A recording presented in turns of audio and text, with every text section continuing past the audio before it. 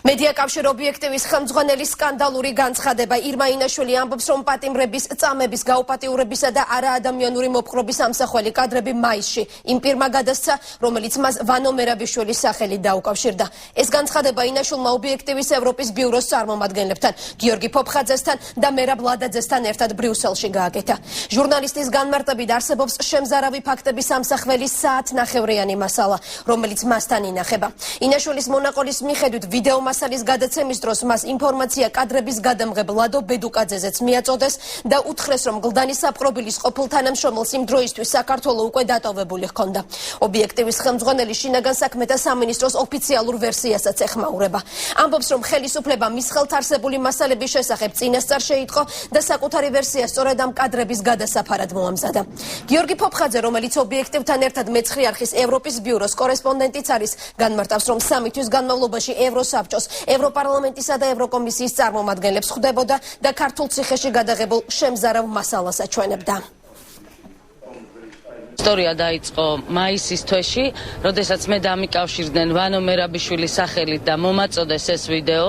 თქვენ ნახეთ მხოლოდ ფრაგმენტი ამ ვრცელი ვიდეო მასალიდან, დაახლოებით 10 წუთის მასალა. მე კი ახლა შემიძლია გაჩვენოთ თქვენ ხელში მიკავია ეს ჩიპი, სადაც არის საათნახევრიანი მასალა.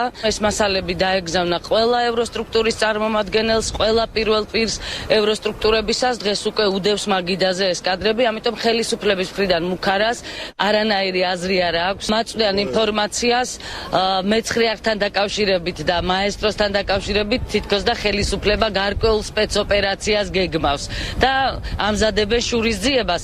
მე ხელისუფლებას მინდა მივმართო არც მაესტროა შუაში და არც მეცხრე არხი.